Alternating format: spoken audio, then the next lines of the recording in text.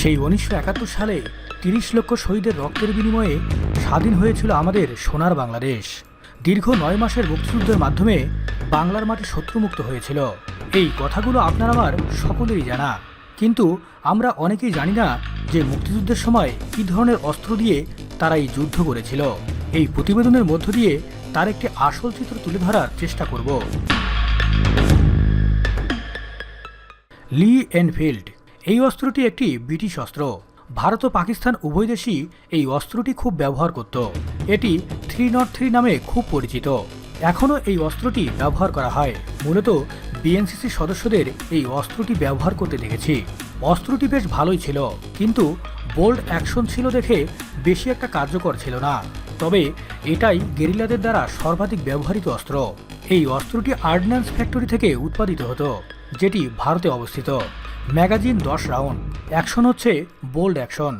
Bolt নামক একটি জিনিসকে টেনে ও ধাক্কা দিয়ে কার্তুজ ঢোকানো হতো।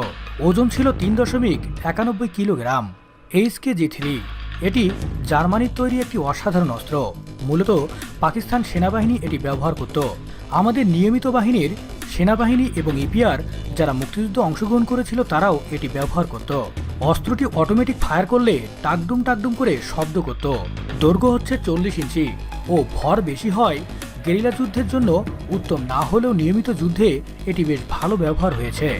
এই অস্ত্রটির উৎপাদনকারী প্রতিষ্ঠান হচ্ছে হেকলার অ্যান্ড কক, যেটি একটি পাকিস্তানি কোম্পানি। এই বন্দুকটির একটি ম্যাগাজিনে 20 রাউন্ড গুলি থাকত। অ্যাকশন ছিল রোলার ডিলেইড ব্লক ব্যাক। ভর ছিল 4 কেজি। SLR বেলজিয়ামের এফেন এর ব্রিটিশ ভার্সনের একটি ভারতীয় কপি। এটাও বহুল ব্যবহৃত একটি অস্ত্র। ভারতীয় কেপটি অ্যাসেল রাইফেল ছিল এটি। ভারতীয় সেনাবাহিনী এটি ব্যবহার করত। মূলত অনিয়মিত গেরিলা বাহিনীরা এটি সবথেকে বেশি ব্যবহার করেছে। এর উৎপাদনকারী প্রতিষ্ঠান হচ্ছে ইসাপুর, যেটা ভারতে অবস্থিত। এই বন্দুকটির একটি ম্যাগাজিনে 20 রাউন্ড গুলি থাকত। অ্যাকশন ছিল গ্যাস চালিত, যার ভর 3.9 কিলোগ্রাম। S10 ব্রিটিশ অস্ত্র। পাকিস্তান সেনাবাহিনীর পাশাপাশি বাংলাদেশের নিয়মিত বাহিনীরাও এটি ব্যবহার করত। অস্ত্রটিকে ভালো বলা যায় না, খারাপ বললেই ভালো। হাত থেকে পড়ে গেলেই এই বন্দুক থেকে গুলি বের হতে থাকে। অস্ত্রটি জ্যাম করতে পারে। এর ম্যাগাজিনও বাম পাশে লাগানো থাকে। এই বন্দুকটির উৎপাদনকারী প্রতিষ্ঠান ROF, যেটি ইংল্যান্ডে অবস্থিত। এই অস্ত্রটির একটি ম্যাগাজিনে 30 থেকে 32 রাউন্ড গুলি থাকত। অ্যাকশন ছিল ব্লক ব্যাক। আর এই বন্দুকটির ওজন ছিল 2.9 কিলোগ্রাম। টাইপ 56 আসল রাইফেল, অসাধারণ অস্ত্র। রাশিয়ান AK-47 এর একটি চাইনিজ ভার্সন। সাধারণত বাংলাদেশের নিয়মিত বাহিনীর সদস্যরাও এটি ব্যবহার করত। বর্তমানে পুলিশ নায়কের পদমর্যাদায় যারা রয়েছেন সেই সব সদস্যদের হাতেও এই বন্দুকটি দেখা যায়। তখন প্রায় সবাই এটাকে সাবমেশিন গান বলতো, যদিও এটি একটি অ্যাসল্ট রাইফেল। এই রাইফেলটির উৎপাদনকারী প্রতিষ্ঠান নারিনকো, যেটি একটি চীনা কোম্পানি। এই বন্দুকটির একটি ম্যাগাজিনে 30 রাউন্ড গুলি থাকত। অ্যাকশন ছিল গ্যাস চালিত। এই বন্দুকটির ওজন 3.8 কিলোগ্রাম। টাইপ 56 কার্বাইন এটি রাশিয়ান SKS এর একটি চাইনিজ ভার্সন। পাকিস্তান ব্যবহার করত।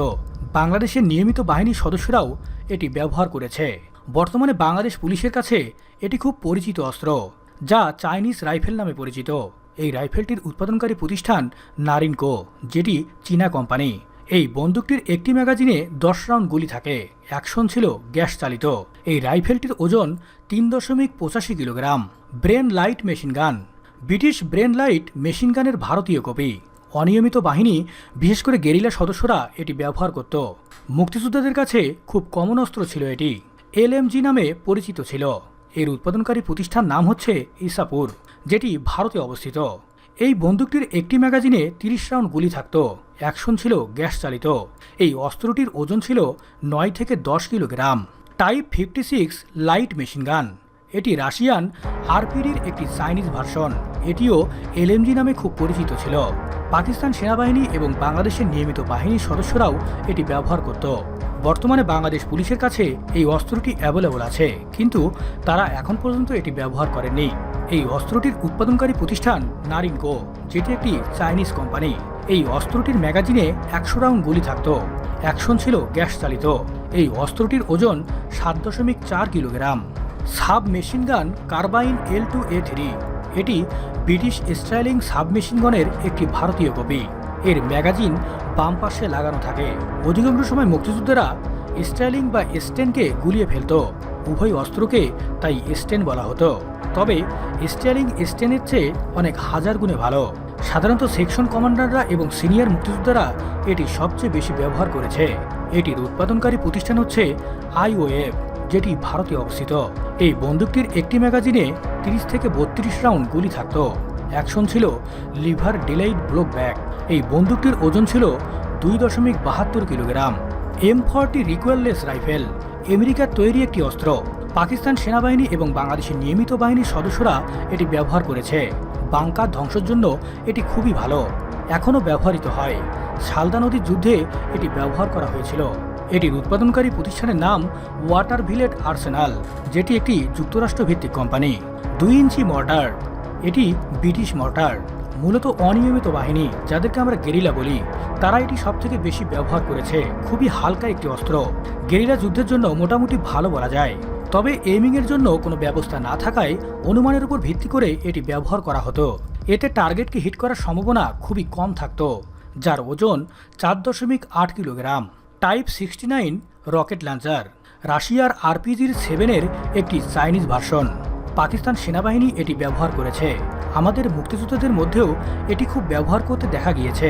এটিও বেশ ভালো একটি অস্ত্র ছিল। বাহাদুরাবাদ ঘাটের যুদ্ধে এটি ব্যবহার করা হয়েছিল, যার উৎপাদনকারী প্রতিষ্ঠানের নাম নারিঙ্গো। এটি একটি চাইনিজ কোম্পানি। এই অস্ত্রটির ওজন হচ্ছে 5.6 কিলোগ্রাম। AC-36 গ্রেনেড, এটি খুব পুরাতন একটি গ্রেনেড, যেটা কিনা দ্বিতীয় বিশ্বযুদ্ধের সময়ও ব্যবহার হয়েছিল।